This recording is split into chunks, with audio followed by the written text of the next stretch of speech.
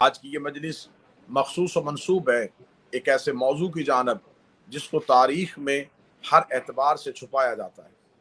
میں گفتگو یقیناً یہ تقاضا رکھتی ہے اور متقاضی ہے کہ کیونکہ دن رسالت مآب صلی اللہ علیہ وآلہ وسلم کے ساتھ منسوب ہے تو گفتگو کا مرکز و محور سید الانبیاء اور سردار الانبیاء کی ذات ہونی چاہیے، لیکن میں سرکار رسالت مآب کی شان رسالت کا کوئی ایسا گوشہ نہیں جس پہ گفتگو نہیں ہو سکی۔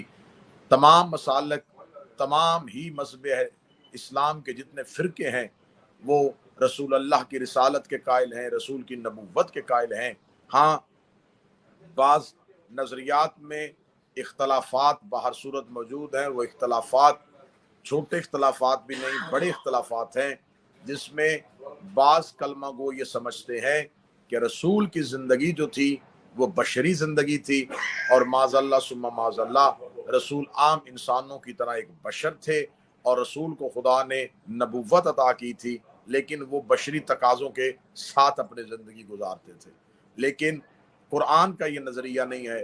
قرآن جو ہمیں سوچ اور فکر دیتا ہے، قرآن ہمیں یہ کہتا ہے کہ یہ نور تھے جسے خدا نے اپنی کبریائی کی تنہائی کے لیے خلق کیا تھا۔ یہ سید الانبیاء آئے انبیاء کے بعد میں ہیں لیکن تھے نبیوں سے پہلے، یہ آدم سے پہلے، نوح سے پہلے، ابراہیم و عیسیٰ سے پہلے ہیں، اور یہ نور اول ہیں۔ یہ ایک اختلاف ہے رسول کی زندگی کے بارے میں، اور انشاءاللہ ربیع الاول میں جب ہم ظہور سرکار ختمی المرتبت پہ آپ سے گفتگو کریں گے تو اس میں ان تمام واقعات کو ہم آپ کے سامنے حاضر کریں گے، اور رسالت مآب صلی اللہ علیہ وآلہ وسلم کی ذات کے بارے میں جو مختلف نظریات میں تضادات ہیں ان کو ہم کوشش کریں گے کہ آسان طریقے سے آپ کے سامنے اسی چینل کے توسل سے پہنچایا جا سکے۔ لیکن آج میں سمجھتا ہوں کہ ہمیں گفتگو اس ایک مخفی راز کی طرف کرنی ہے، ایک ایسے چھپے ہوئے راز کی طرف کرنی ہے جسے ہر دور میں چھپایا جاتا رہا، یعنی کہ شہادت رسول خدا۔ یہ ایک بنیادی اختلاف ہے کہ رسول کی وفات ہوئی تھی یا رسول اللہ کی شہادت ہوئی تھی۔ حتیٰ کہ رسالت مآب کو نور ماننے والوں میں بھی ایک سوچ پائی جاتی ہے کہ شہادت رسول خدا نہیں منانی چاہیے یا نہیں ہوئی تھی۔ تو کیونکہ آج کے دن اس چینل نے، ولایت علی نے یہ ہمیں پلیٹ فارم مہیا کیا ہے، اور مولا ان کی توفیقات میں اضافہ فرمائے کہ ایسے تمام گفتگو کے تمام عنوانات، ایسے تمام موضوعات جس پہ گفتگو سے اجتناب برتی جاتی ہے، ہم اس پلیٹ فارم کے ذریعے سے آپ تک پہنچانے کی کوشش کرتے ہیں۔ حضور، سب سے پہلی گزارش یہ ہے کہ رسول اللہ کو خدا نے کائنات کے امور پہ ناظم بنا کے بھیجا تھا۔ هو الذی بعث فی الامیین رسولا منہم یتلو علیہم آیاتہم ویزکیہم ویعلمہم الکتاب والحکمہ۔ ہم نے مبعوث کیا تھا رسول کو امیین میں سے تاکہ وہ انہیں آیات پڑھ کے سنائے، تلاوت کرے اور ان کے نفوس کو پاک اور پاکیزہ کرے۔ جہاں خدا نے رسول اللہ کی ذات کو افضلیت دی تھی، جہاں رسول ذات کو اہم بنا کے بھیجا تھا، تو وہاں یہ بات روز روشن کی طرح آیا ہے کہ وہ رسول جو کائنات کے امور پہ قدرت رکھتا ہے، اس رسول کی طبعی موت نہیں ہو سکتی۔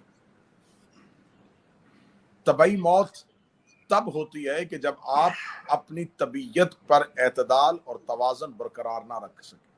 یقیناً موت اللہ کا حکم ہے، موت اللہ کا امر ہے، اور ہر نفس موت کا ذائقہ چکھے گا، لیکن ہم اپنے شہداء کے بارے میں بھی خدا قرآن میں کہتا ہے کہ جو راہ حق میں قتل ہو جاتے ہیں وہ زندہ ہیں اور تم ان کا شعور نہیں رکھتے، یعنی کہ مصطفیٰ کے کہنے کے مطابق جو زندگی گزارتا ہوا راہ خدا میں شہید ہو جائے وہ تو زندہ ہے، اور جس نے یہ راہ دکھایا ہو وہ مردہ کیسے ہو سکتا ہے؟ جیو کے بلا جیو۔ اب رسالت مآب صلی اللہ علیہ وآلہ وسلم کی زندگی میں آپ ان کی حیات طیبہ دیکھیں، جناب نوح 950 سال تک کی زندگی ہے۔ انبیاء کی زندگی کی طولانی مدتوں کو دیکھیں تو رسالت مآب کی حیات طیبہ 63 برس کی ہے۔ 63 बरस में रिसालत माब की ज़िंदगी का इब्तदाई दौर मक्का में गुजरा जो 40 साल पे मुहित था। फिर 23 साल रसूल के मदनी दौर के, 40 साल के दौर में रिसालत माब पर मुजालम हुए, रिसालत माब पर जुल्म हुए, सोशल बाइकाट हुआ, रसूल पाक को मक्का में अजियतें और तकलीफ़ें बर्दाश्त करनी पड़ी। फिर रिसालत माब ने हिजरत की, हिजरत करके मदीना पहुँचे, मदीना में आके बदर, ओहद, खैबर, खंदक और ये तमाम गज़वात जो थे ये रिसालत माब की मदनी ज़िंदगी का हिस्सा है। जब रिसालत माब ने दीन हक का आगाज, अब मैं गुफ्तगू का मौजू पे आने लगा हूं कि आखिर जो भी कत्ल होता है वो किसी न किसी दुश्मनी की वजह से होता है। रिसालत माब की शहादत या रसूल के कत्ल के पीछे साजिश क्या थी? जब रिसालत माब ने मक्का में दीन इस्लाम की बुनियाद रखी और रिसालत माब ने मक्का से ऐलान इस्लाम किया और आगाज इस्लाम हुआ, तो बज़ाहिर तो मक्का वालों के लिए ये बात बिल्कुल नई थी कि किसी ऐसे खुदा को तस्लीम किया जाए जो नजर नहीं आता। लेकिन रिसालत माब ने अपना किरदार इतना बेहतर तरीके से मक्का वालों के सामने पेश किया था कि अहले मक्का को खुदा देखने की जरूरत इसलिए पेश नहीं आई कि रसूल जैसा सादिक कह रहा था, रसूल जैसा सच्चा कह रहा था। लिहाजा रसूल की जुबान अतहर पर यकीन करते हुए, रसूल के किरदार को तस्लीम करते हुए मक्का वालों ने तौहीद को तस्लीम कर लिया। अब मक्का में मुख्तसर सा जो अहबाब रसूल के साथ इस दायरा इस्लाम में दाखिल हुए वो मोहब्बत रसूल अल्लाह में दाखिल हुए और रसूल की मोहब्बत के जरिए उन्होंने अल्लाह को पहचाना। फिर बात सुनिएगा, ये वो लोग थे जिन्होंने मोहब्बत रसूल से की, पहचाना अल्लाह। ये वो लोग थे जिन्होंने रसूल के जरिए अल्लाह को पहचाना। उन्होंने अल्लाह देखा नहीं, उन्होंने अल्लाह सुना नहीं, उन्होंने अल्लाह के वजूद का मुतालबा नहीं किया। बस उन्होंने ये कह दिया कि ए मोहम्मद इब्ने अब्दुल्लाह, हमें तुमसे मोहब्बत है। अगर तू कह रहा है तो फिर हम मानते हैं कि अल्लाह है। अगर तू कह रहा है कि कोई जन्नत है तो हम मानते हैं कि वो है। अगर तू कह रहा है कि कोई जहन्नम है तो हम तस्लीम करते हैं कि वो है। अगर आप कहते हैं कि कोई फरिश्ता उतरता है तो हम ना देखते हुए मानते हैं कि वो है। यानी कि उन्होंने पूरे का पूरा इस्लाम कहते तस्लीम करने, उन्होंने रसूल की बात को तस्लीम कर लिया। उन्होंने कहा हम तस्लीम करते हैं कि जो आप कह रहे हैं ये हक है। ये वो लोग थे जो हकीकी मुस्लिम थे, क्योंकि इन्होंने रसूल की जुबान को तस्लीम किया था और रसूल पाक की जुबान को तस्लीम करते हुए इन्होंने कलमा पढ़ा। अब जब रिसालत इमाम मक्का से निकलते हैं तो तस्लीम शुदा अफराद रसूल के साथ हिजरत करके मदीना पहुंचते हैं। जब रिसालत इमाम मदीना पहुंच जाते हैं तो मदीना में जाके रिसालत इमाम एक मुख्तसर से लश्कर के साथ कुफार के साथ जंग करते हैं। बदर की जंग, ओहद की जंग और फिर फतह मक्का। फिर जब रसूल उसी शहर को फतह करते हैं तो आपके अजली तरीन दुश्मन मजबूरन जिंदगी बचाने के लिए कलमा पढ़ लेते, कबूल इस्लाम करते। तो अब मुसलमानों में दो तरह के लोग थे। एक वो थे जिन्होंने रसूल को मोहब्बत से तस्लीम किया और कलमा पढ़ा। एक वो थे जिन्होंने जिंदगी के मोहब्बत, मौत के खौफ की वजह से कलमा पढ़ा। फिर एक तीसरा तबका था। वो तीसरा तबका ही कत्ल रसूल में शरीक था। वो तीसरा तबका कौन सा था? जब रिसालत माब अपने जंगों में फातिह बन रहे थे और रसूल मुसलसल अशात इस्लाम को फैला रहे थे, तो क्योंकि अरब बादशाहों का अरब था, अरब जिल्ले सुबहानी का अरब था, अरब शहनशाहों का अरब था, वहां तारीकियों का राज था। उन्होंने मान लिया कि ये फातिह बन गया है तो फिर ये शहनशाह भी बनेगा। ये शहनशाह बनेगा तो इसकी बादशाहत भी कायम होगी। जब इसकी बादशाहत कायम हो जाएगी तो इसका तसल्लुत भी कायम हो जाएगा। जब इसका तसल्लुत कायम हो जाएगा तो क्यों ना हम इस्लाम कबूल करें ताकि हम इसके तसल्लुत में अपना हिस्सा ले सकें। हम जब इसकी हुकूमत कायम हो जाए तो उस हाकमियत में अपना हिस्सा ले सकें। अब ये तीसरा तबका वो था जिन्होंने मौत की खौफ या जिंदगी से मोहब्बत नहीं, जिन्होंने हुकूमत के लालच की वजह से कलमा पढ़ा। इसके लिए तारीखों में ये बात लिखी जा चुकी है कि एक शख्स को जब बताया गया था, एक काहिन ने, एक नजूमी ने, एक सितारों का इल्म जानने वालों ने کہ ان قریب عبداللہ کا بیٹا پوری دنیا میں بادشاہ بنے گا، تو وہ شخص آخری وقت تک کہتا رہا کہ مجھے رسول کی محبت نے مسلمان نہیں کیا تھا، مجھے اس کاہن کی اس خوشخبری نے مسلمان کیا تھا جس نے مجھے بہت پہلے یہ رائے دے دی تھی، اور بہت پہلے اس نے مجھے بتا دیا تھا کہ محمد ان قریب بادشاہ بننے والا ہے۔ اب جنہوں نے بادشاہت کے لالچ میں کلمہ پڑھا، یہ سن کے کلمہ پڑھا کہ رسول اپنا تسلط قائم کریں گے اور رسول کی حاکمیت قائم ہوگی اور رسول ان قریب پورے عرب کے حکمران بننے والے ہیں، تو اب ان کو اپنے بتوں کی تذلیل بھی برداشت ہو رہی تھی، ان کو ہر چیز برداشت ہو رہی تھی، صرف اس وجہ سے کہ ہم ان قریب رسول کے تسلط میں اور رسول کی حکومت میں حصہ لیں۔ اب وہ کڑوی گولی بھی نگر رہے تھے، لیکن یہاں کیونکہ میری اس وقت خطاب کسی ایک مسلک کسی ایک فرقہ کے لیے نہیں، میں انتہائی مشکل ترین موضوع پہ اہل اسلام سے مخاطب ہوں۔ اب یہ جو طبقہ ہے ان کے لیے خدا قرآن میں مسلسل آیات بھیج رہا ہے اور پوری سورت اتر گئی ہے۔ ان آیات کو جب اکٹھا کیا گیا تو ایک سورت میں آ گئے جسے سورہ منافقون کہا گیا، کہ یہ لوگ جو آپ کے پاس محفل میں بیٹھ کے آپ سے محبت کا اظہار کرتے ہیں، در حقیقت یہ تنہائی میں بیٹھ کے آپ کے خلاف مسلسل پراپوگنڈا کرتے ہیں۔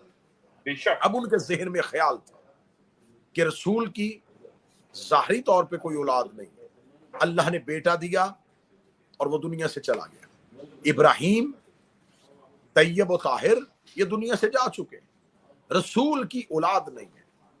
تو ہمیشہ کیونکہ عربوں کے ہاں یہ طریقہ تھا کہ بادشاہ کے بعد بادشاہ بیٹا بنتا تھا، تو رسول کی اپنی اولاد نہیں ہے، تو کیوں نہ ایسا ہو کہ ہم رسول کے بعد رسول کے خاندان میں شامل ہو کے رسول کے تسلط اور رسول کی حکمرانی میں حصہ لے سکیں۔ اس وجہ سے بعض احباب نے رسول سے رشتہ داری کی کہ شاید رسول کی نسل ہمارے خاندان سے چلی جائے۔ میں پھر جملہ دہرانے لگا ہوں کہ رسول سے رشتہ داری اس وجہ سے کی گئی تاکہ اگر نسل رسول چلے تو اس نسل رسول میں ہمارا حصہ بھی ہو، یعنی کہ وہ رسول کا بیٹا، وہ یہ رسول کی نسل ہوگی، جو بھی رسول کا خاندان پھیلے گا وہ ہم اس کے ننہال ہوں گے۔ لیکن قدرت پروردگار تھی کہ خدا نے ایسا نہ ہونے دیا، اور رسول کی بیٹی جناب سیدہ فاطمہ الزہرا، رسول کی زوجہ ملکۃ العرب، شہزادی کی بیٹی، خدا نے رسول کی نسل رسول کے بیٹی کے ذریعے سے چلا دی۔ اب جب رسول کی بیٹی کے ذریعے رسول کی نسل چلی تو اب انہیں یہ بات دوڑ رہی تھی ذہنوں میں کہ ہم تو جس لالچ میں رشتہ داری کر رہے تھے وہ لالچ بھی ختم ہوتا چلا جا رہا ہے کہ رسول کی تو رشتہ داری میں ہم شریک نہیں ہو سکتے۔ اب خدا قرآن میں جہاں منافقین کے لیے آیات بھیج رہا تھا تو وہاں خدا حسنین کی شان میں بھی آیتیں بھیج رہا تھا۔ وہاں خدا نے ایک قرآن میں نص دے دی آیا مباہلہ میں کہ حسن اور حسین بنص قرآن رسول کے بیٹے ہیں۔ اب حسنین کو خدا نے بیٹے ڈکلیئر کر دیا، لیکن اب بھی ان کے ذہن میں یہ لالچ تھا کہ کیونکہ یہ بچے ہیں اور بچہ جانشین کیسے بنے گا، ہم خلافت چھین لیں گے، ہم حکومت میں حصہ داری بنا لیں گے۔ صاحبان ہوا یہ کہ رسالت مآب کی زندگی جب بالکل اختتامی مراحل میں پہنچتی ہے تو رسالت مآب اپنی زندگی کے آخری سال میں 18 ذی الحجہ کو حجۃ الوداع کے موقع پہ واپس پلٹتے ہوئے غدیر خم پہ امیر المومنین کی ولایت اور امامت کا اعلان کر دیتے ہیں اور لوگوں سے اپنی زندگی میں علی کی بیعت لے لیتے ہیں۔ نعرہ حیدری یا علی علی علی علی۔ میں بہت سی چیزیں بہت سے حقائق سے نکلتا چلا آ رہا ہوں اور بڑی جلدی سے نکلتا چلا آ رہا ہوں کیونکہ وہ حقائق آپ کے سامنے عیاں ہیں کہ کون کون سی آیات علی کی شان میں آئیں، رسول نے کون کون سی حدیثیں کہیں، کون کون سی امیر المومنین کے بارے میں رسول کی حدیث تھی۔ میں ان ساری چیزوں سے گزرتا آ رہا ہوں کیونکہ وہ چیزیں آپ کی سنی ہوئی ہیں۔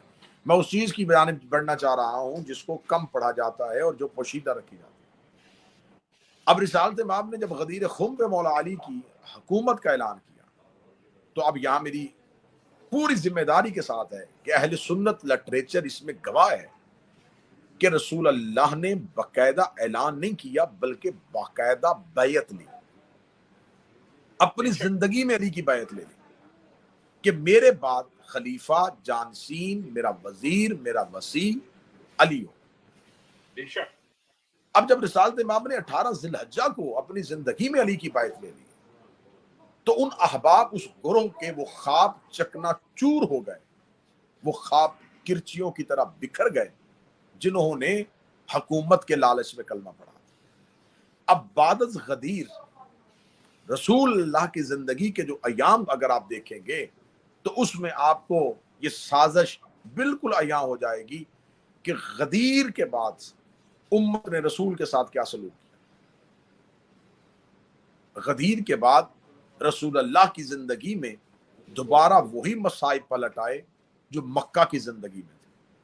रिसालत माप के साथ रसूल अल्लाह के पास बैठ के रसूल के सामने जुबान दराजी की जाती थी, रसूल के सामने तज़हीक की जाती थी, रसूल के सामने बार बार रसूल के फरामीन को रद्द किया जाता था।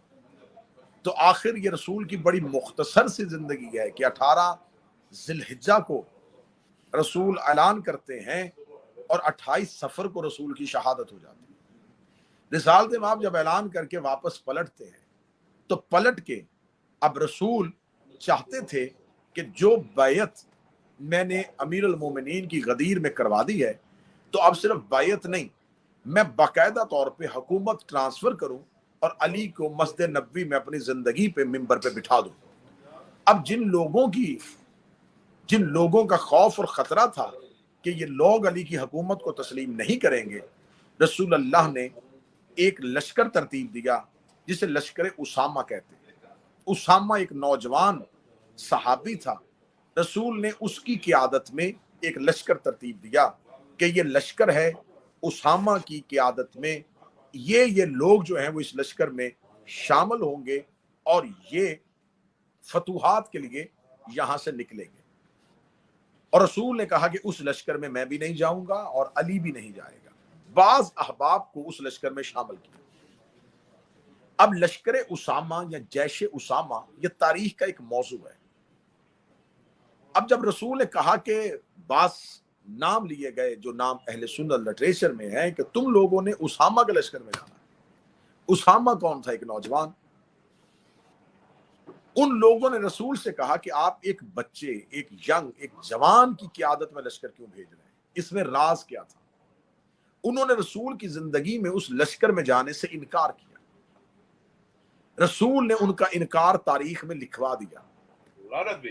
रसूल अल्लाह ने ये इनकार क्यों लिखवाया? इस वजह से लिखवाया कि आज मेरी जिंदगी में जो मेरे बनाए हुए नौजवान सरदार के लश्कर में नहीं जाते, कल को वो ये कह के अली की हुकूमत का इनकार ना करें कि अली नौजवान है। कि अगर आप कल को ये कह के अमीर अल मोमिनीन की हुकूमत का इनकार करेंगे कि अली तो जवान था तो इसलिए हमने अली की सरबराही को तस्लीम नहीं किया, तो रसूल तो अपनी जिंदगी में उसामा को भी बना रहे थे कि तुम उसामा के लश्कर में चले जाओ। तो जो नबी उसामा को लश्कर का सरदार बना रहा था वही नबी अली को उम्मत का सरदार बना रहा था। तो जिन लोगों ने एक छोटे से लश्कर में एक जवान की सरदारी रसूल के कहने पे कबूल नहीं की, वो रसूल के कहने पे उम्मत की सरदारी अली जैसे जवान की कबूल कैसे कर सकते थे?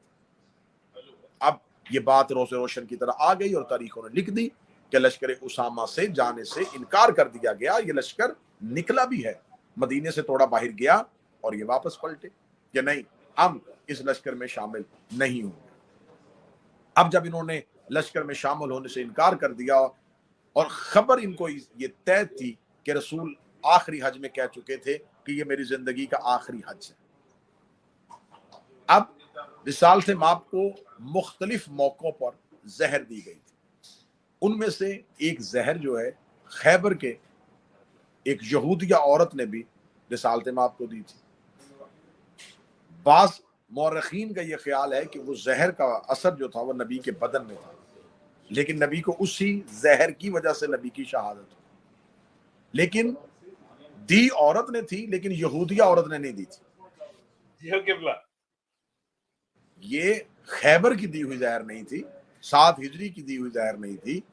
अब अगर इसमें ये क्योंकि मुश्किल तरीन अमर है और कातलीन के साथ लोगों के बड़े गहरे रवाबत हैं, तो यहाँ मैं बात कहूँगा कि सही बुखारी में एक वाकया लिखा है कि रिसालत माब को उनके आखिरी वक्त में उनके हुजरे में दवा पिलाई जा रही थी और रसूल दवा पीने से इनकार कर रहे थे। अब मैं ये सवाल करता हूं कि अगर दवा में शिफा होती तो नबी इनकार क्यों करते? जी हो किबला। वो रसूल जिसने इलाज का हुक्म दिया है कि अगर तुम बीमार हो तो पहले अपने इलाज का बंदोबस्त करो, अपने मुआलज का बंदोबस्त करो। अमीर अल मोमिनीन के सर पे ज़रब लगी है। आज वो अली जो कायनात के अमूर पे कादर है, वो अमीर अल मोमिनीन मौला इमाम हसन से कहते हैं कि जरा को बुलाओ, उसको बुलाओ जो जख्म ठीक करता है। तारीखों ने लिखा है कि जरा को बुलाया गया, तबीब को बुलाया गया। तबीब ने आके मौला अली के सर के जख्म को देखा। अब मेरा सवाल है कि वो अली जो जमीन पे बैठ के आसमान के रास्ते जानता है, बल्कि मैं और आसान करूं, जिसका बेटे का झूला फुतरस को पर देता है, साहब क्या बात है किबला।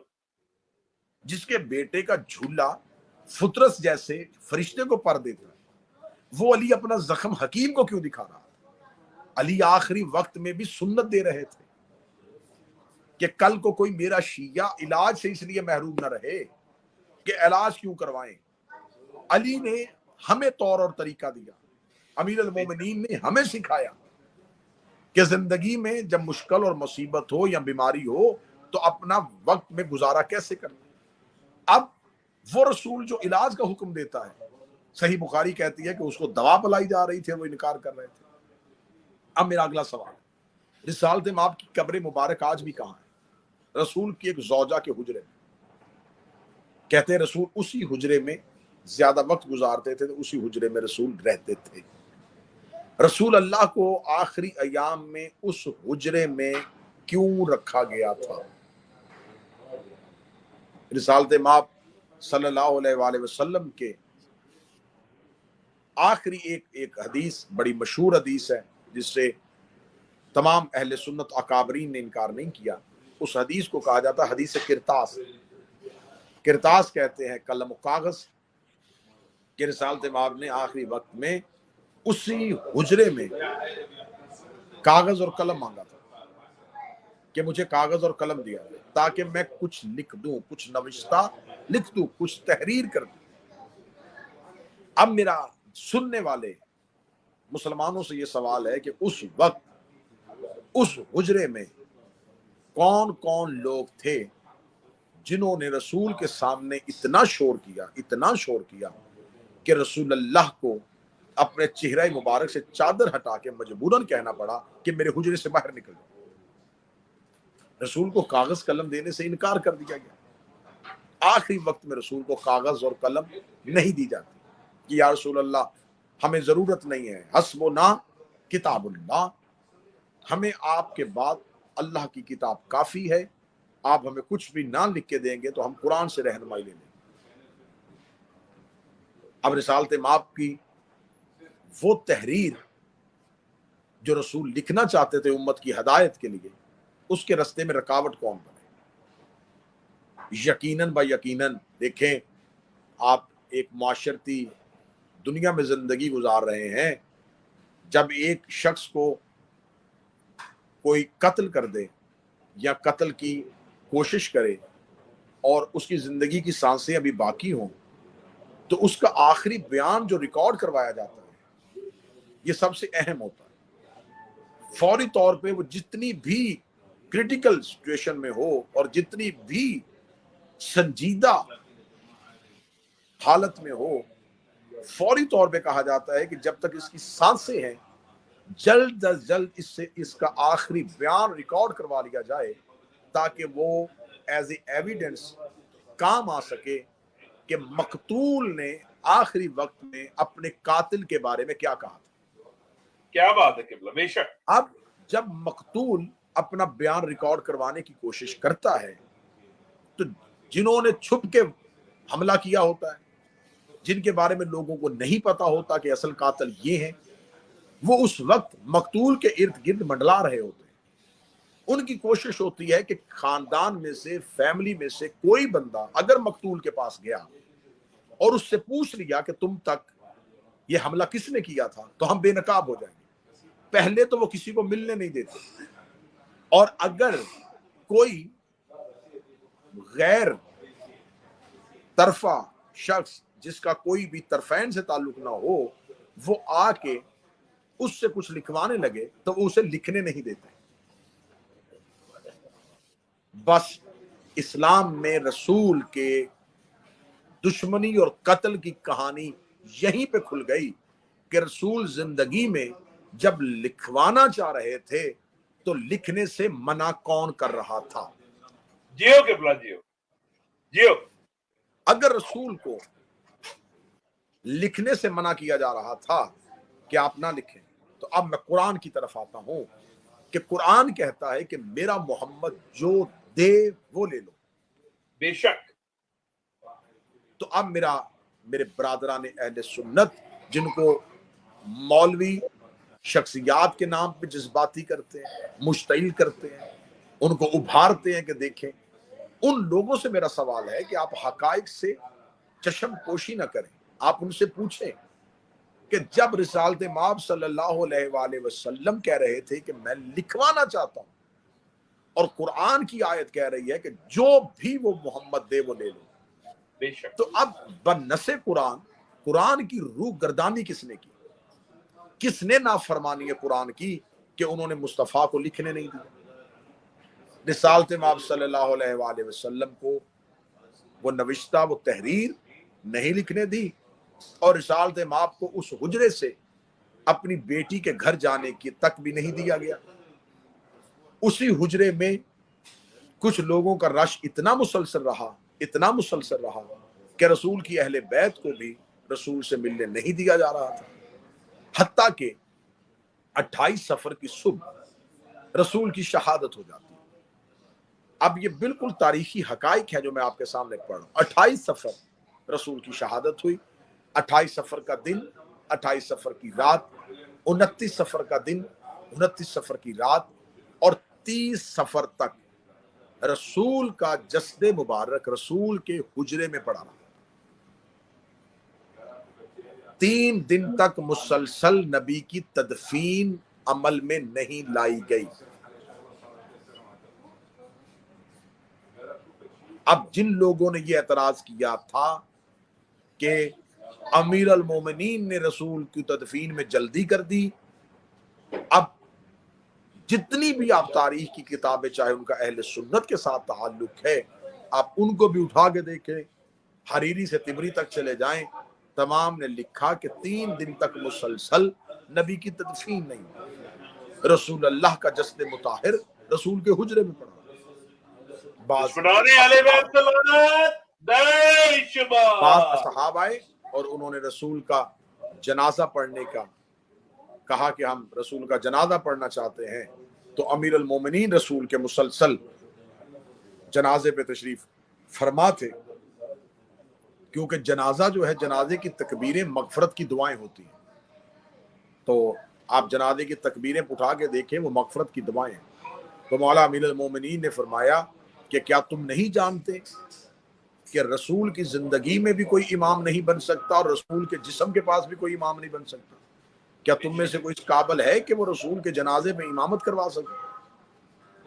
क्या तुम में से कोई इस काबिल है कि वो रसूल के जस्दे अतहर पे खड़ा होकर रसूल की मगफरत मांग सके? तो फिर या अली क्या किया जाए? तो रिसालत माब के जनाजे पे अमीर अल मोमिनीन जो तरीका दिया, फरमाया कि रसूल के जस्दे मुताहर का तवाफ करते हुए सिर्फ एक आयत पढ़ो, इन्नल्लाह व मलाइकतहु युसल्लूना अला नबी या अय्युहल्लज़ीना आमनू सल्लु अलैहि व सल्लिमू तस्लीमा।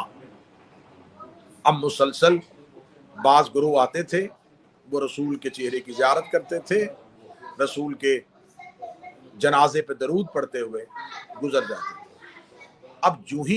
अब मैं ये बिल्कुल लिटरेचर अहले सुन्नत पढ़ रहा हूँ। जो ही रसूल अल्लाह की मौत की इतला मदीने की गलियों में फैली, तो एक रश था जो रसूल के घर के बाहर लग गया। लोगों ने रोना शुरू किया, पीटना शुरू किया, आहबका शुरू हुई। उनमें से एक शख्सियत जो बाद में दूसरी खिलाफत के हकदार बने, उन्होंने आके तलवार को न्याम से निकाल लिया और न्याम से निकाल के रसूल के दरवाजे की बाहर एक ऊंची जगह पे खड़े होके ऊंची आवाज में कहा, खबरदार कोई ना कहे कि मोहम्मद मर गए, वो जिंदा हैं, वो अपने अल्लाह से मुलाकात करने के लिए गए और अभी आ जाएंगे। इस बात को कोड किया गया अहले सुन्नत किताबों में। जब उन्होंने ये लफ्ज कहा तो रोते हुए लोग खामोश हो गए। रोते हुए लोगों का खामोश होना था तो यहाँ एक सहाबी है जिसका नाम है अमर बिन जायद, उसने एक आयत पढ़ी। इस आयत का मफहूम ये था कि जब नबी दुनिया से जाता है तो तुम्हें याद नहीं कि तुम कुफ्र की जानब उल्टे पांव दौड़ाते हो। तो उस नौजवान सहाबी को डरा धमका के खामोश करवा दिया गया। जब वो खामोश हो गए तो अब यहाँ पर दो सहाबी आते हैं, एक का नाम है अबू उबैदा जराह और एक सहाबी है अब्दुर्रहमान बिन औफ।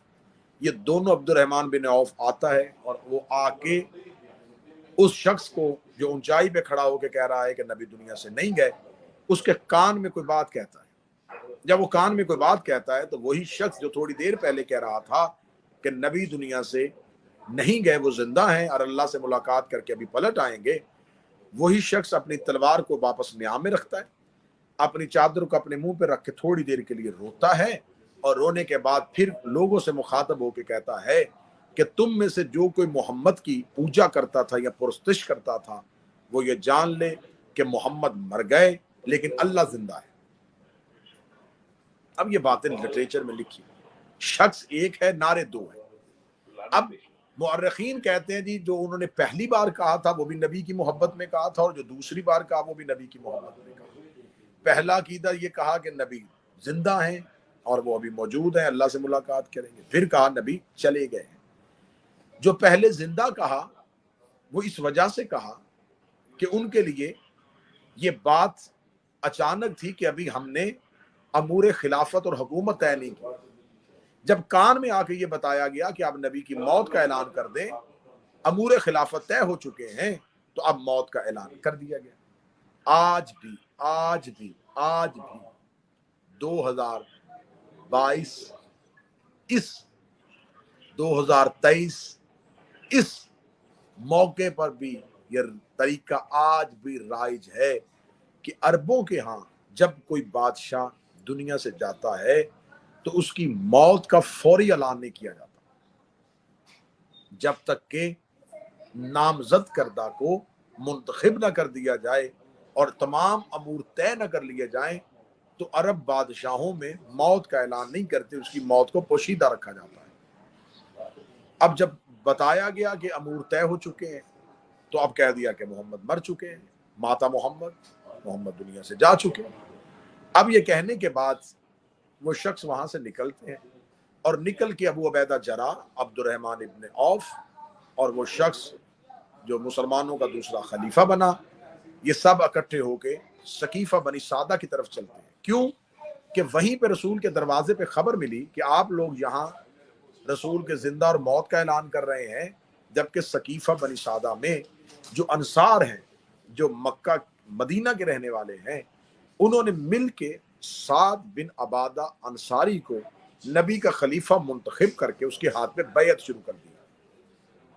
अब ये वहां से चलते हैं और वहां से चल के सकीफा बनी सादा में पहुंचते हैं और सकीफा बनी सादा पे जाके साद बिन अबादा अंसारी जो बुजुर्ग था, बूढ़ा साहबी था, उसको दाढ़ी से पकड़ के जमीन पे गिराया जाता है और उसको लातों के साथ और मुक्कों के साथ उस सहाबी को मारा जाता है और उसके बेटे अपने बाप को जख्मी हालत में वहां से हमला करके उठाते हैं। और मुअर्रिखीन कहते हैं कि अंदेशा था कि अभी साद बिन साद अबादा का इंतकाल हो जाएगा या वो मर जाएगा। जब उसको वहां से उठाया गया और उठा के साद बिन अबादा जो कि खिलाफत का उम्मीदवार था, उसे सकीफा बनी सादा से निकाल दिया गया। एक लड़ाई हुई, एक वहां पे मुसलसल शोर मचा और आखिर अंसार ने कहा कि हम में से होगा नबी का जानशीन, महाजरीन ने कहा हम में से होगा। अब ये एक दूसरे पे सबकत ले जाने की कोशिश कर रहे थे कि आखिर वही शख्स जिसने अभी रसूल के दरवाजे पे कहा था कि नबी जिंदा है, उसने उठ के अबू बकर इब्ने कहाफा के हाथ पे हाथ रख के बैत की اور بیعت کر کے کہا کہ میں بھی اسے خلیفہ تسلیم کرتا ہوں اور تم لوگ بھی اسے خلیفہ مانو، اور یہ کہہ کے ایک اکثریت نے وہاں پر ان کی بیعت کرنی شروع کر دی۔ اب میں یہ بات آپ تک پہنچانا چاہتا ہوں، 3 طرح کے گروہ اس وقت مدینہ میں موجود تھے، ایک مہاجرین، ایک انصار۔ مہاجرین وہ تھے جو نبی کے ساتھ ہجرت کر کے آئے تھے، انصار وہ تھے جو مکہ کے رہنے والے تھے۔ انصار نے اپنا خلیفہ سعد بن عبادہ کو بنایا تھا، جس کو بعد میں معزول کر دیا گیا، اسے تسلیم نہیں کیا گیا، اسے مارا گیا، اور سعد بن عبادہ کے کو بیٹوں سمیت وہاں سے نکالا گیا، اور خود اپنے نامزد کردہ خلیفہ کی بیعت کروائی گئی، اور انصار سے بھی بزور بازو بیعت لی گئی۔ اب میرا سوال ہے کہ وہ جس صحابی کو مارا گیا تھا، کیا وہ صحابی نہیں تھا؟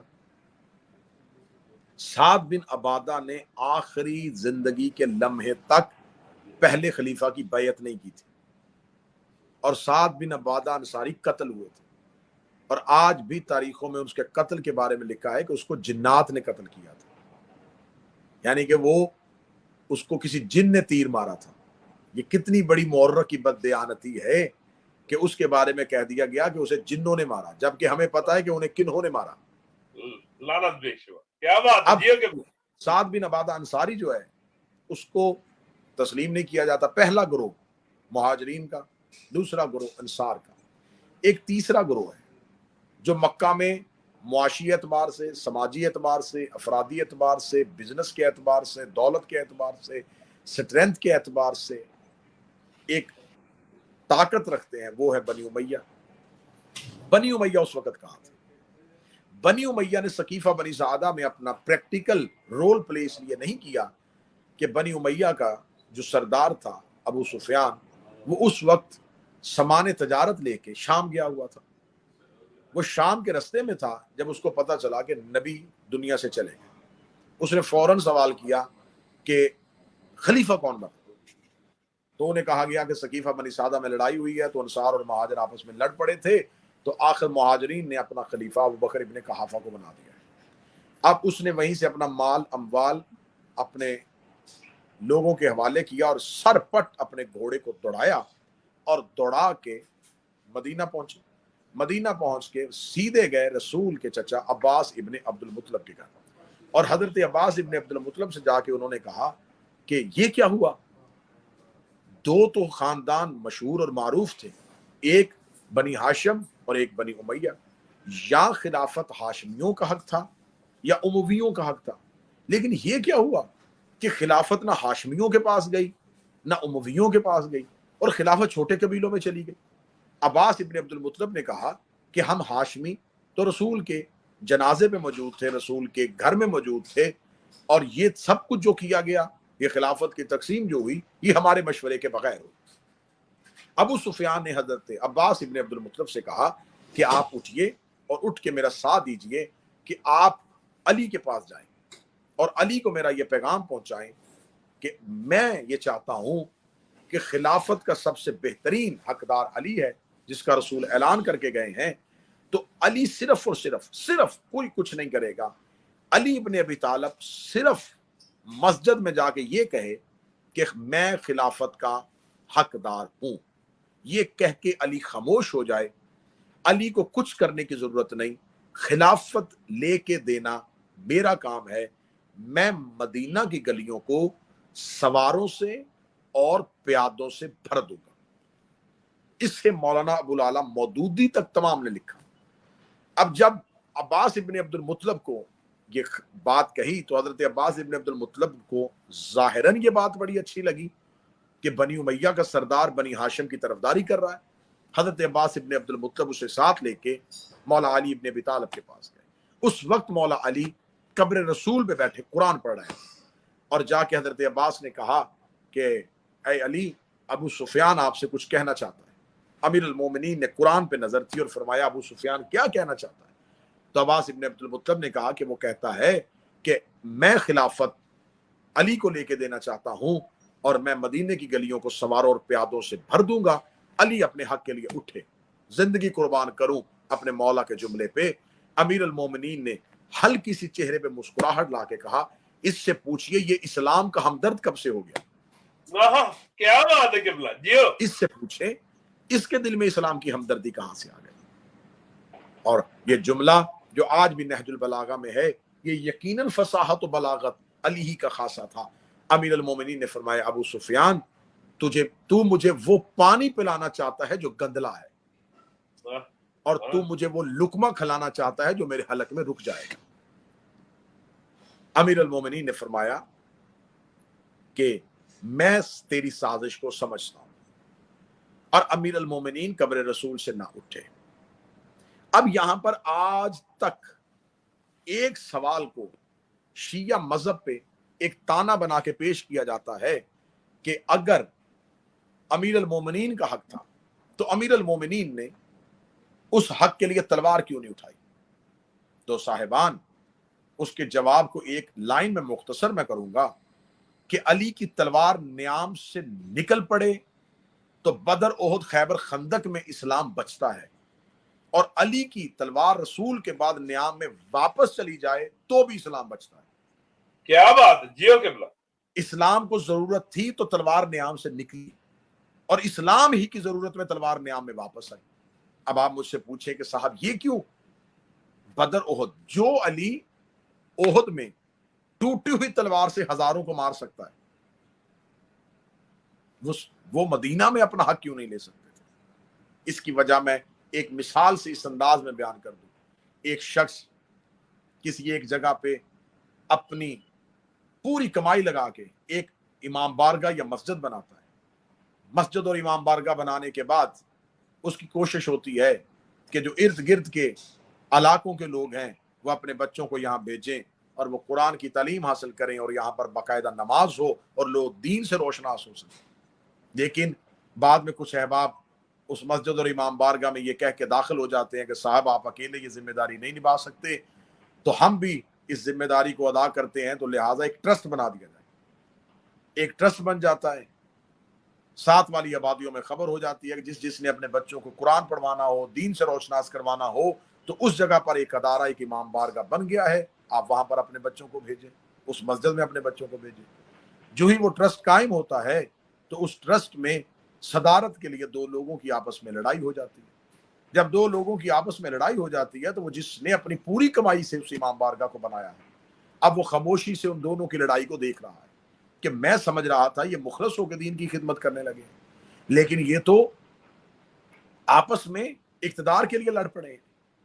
اب اسے خوف اور خطرہ پیدا ہو گیا کہ اگر اس لڑائی میں نے اپنا کردار ادا کیا اور میں نے اپنا حق استعمال کرنے کی کوشش کی، تو وہ لوگ جن کے گھروں تک خبر پہنچی ہے کہ ان کے بچوں کے قرآن پڑھانے اور ان کی نماز پڑھانے کا بندوبست ہو گیا ہے، وہ وہی ڈر کے خاموش ہو جائیں گے کہ اس امام بارگاہ میں جانے کا کیا فائدہ جہاں اپنے لیے لڑائیاں ہو رہی ہیں، اس مسجد میں جانے کا کیا فائدہ جہاں پر اپنے اقتدار کے لیے لڑائی ہو رہی ہے۔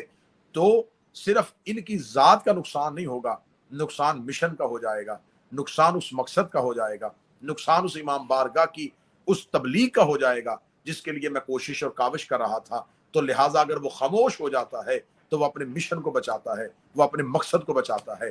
امیر المومنین نے رسول کے بعد تلوار کو نیام اس لیے رکھ لیا کہ ابھی اسلام جو قبیلوں میں پھیل رہا ہے، جب ان تک خبر پہنچ گئی کہ ابھی ہم نے کل کلمہ پڑھا تھا، لیکن جس کا کلمہ پڑھا تھا اس کے بعد تو اس کے تخت کے لیے لڑائی ہو گئی ہے، اور اس کے اہل بیت اور اس کے صحاب، اس کے دوست اور اس کے رشتہ دار آپس میں حکومت کے لیے لڑ رہے ہیں، تو وہ کہیں گے ہم کس کا کلمہ پڑھیں، ہم کس دین پہ چلیں، لہذا وہ دین سے پیچھے ہو جائیں گے، اسلام وہی کا وہی رک جائے گا۔ علی نے قربانی دی تھی تو مشن بچانے کے لیے دی تھی، علی نے قربانی دی تھی تو اسلام بچانے کے لیے دی تھی۔ آج پوری دنیا میں اگر اسلام بچا ہوا ہے تو وہ تلوار جو نیام میں واپس گئی تھی اسی کے صدقے سے بچا ہوا۔ جیو قبلہ، نعرہ حیدری، یا علی علی علی علی۔ اب ان تمام عوامل کا جس کا میں نے بہت مختصر سے وقت میں محاسبہ کیا ہے اور تجزیہ کیا ہے، اب ان تمام عوامل کا جائزہ لے کے آپ ہمیں بتائیں کہ رسول اللہ کے ساتھ مخلص کون تھا، رسول کا دشمن کون تھا، رسول کے مشن کا ساتھ کس نے دیا، رسول کے مشن کا نقصان کس نے دیا۔ صاحبان آپ کو بالآخر یہ غور کرنا پڑے گا، آپ چاہے شیعہ دشمنی میں آپ دیواریں کالی کریں، کتابوں کی سیاہی کے ساتھ کتابوں کے ورق کالے کر دیں، لیکن آپ کو ایک دن تسلیم کرنا پڑے گا کہ اصل میں اسلام کے دشمن وہی تھے جو علی کے دشمن تھے، بے شک رسول کے دشمن وہی تھے جو اصل میں اسلام کے دشمن تھے۔ رسول اللہ کو زہر دے کے انہی کے گھر کے اندر شہید کیا گیا۔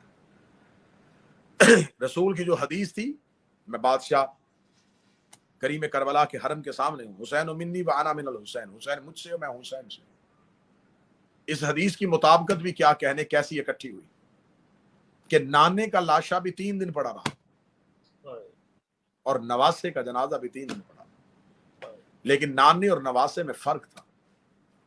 نانے کا جنازہ حجرے میں پڑا رہا، نواسے کا لاشا صحرا میں پڑا رہا۔ نانے کے جنازے پہ درود پڑھا جا رہا تھا، نواسے کے لاشے پہ پتھر مارے جا رہے تھے۔ وہ رسول جس نے اسلام لوگوں کی رگوں میں اتارا تھا، وہ آخری وقت میں رو رو کے کہہ رہا تھا کوئی میری بیٹی فاطمہ کو بلائے۔ آخر خبر سیدہ تک پہنچتی، سیدہ باپ سے ملنے کے لیے باپ کے پاس آتی، اکلوتی اولاد رسول کی۔ رسول اللہ اپنی بیٹی کا سر اپنے سینے پہ رکھتے، سینے پہ رکھ کے رسول ماتھا چوم کے کہتے زہرا میرے بعد رونا نہ۔ اتنا جملہ کہنا تھا یا باپ کی داڑھی چوم کے کہتی ہے بابا تیرے بعد فاطمہ کی زندگی کیسے گزرے گی، بابا تیرے بعد فاطمہ جیے گی کیسے۔ رسول اللہ کی آواز آئی زہرا میرے بعد اس کل رات میں نے مجلس پڑھی کربلا میں شہادت رسول خدا پڑھتے ہوئے جملہ پڑھا، اس جملے میں کوہرام بپا ہوا کہ رسول نے اپنی بیٹی کو وصیت کرتے ہوئے بیٹی کا ماتھا چوم کے جو وصیت کی، وہ وصیت پوری رات رونے کے لیے کافی ہے۔ رسول کی آواز فاطمہ میرے بعد علی کا خیال رکھنا۔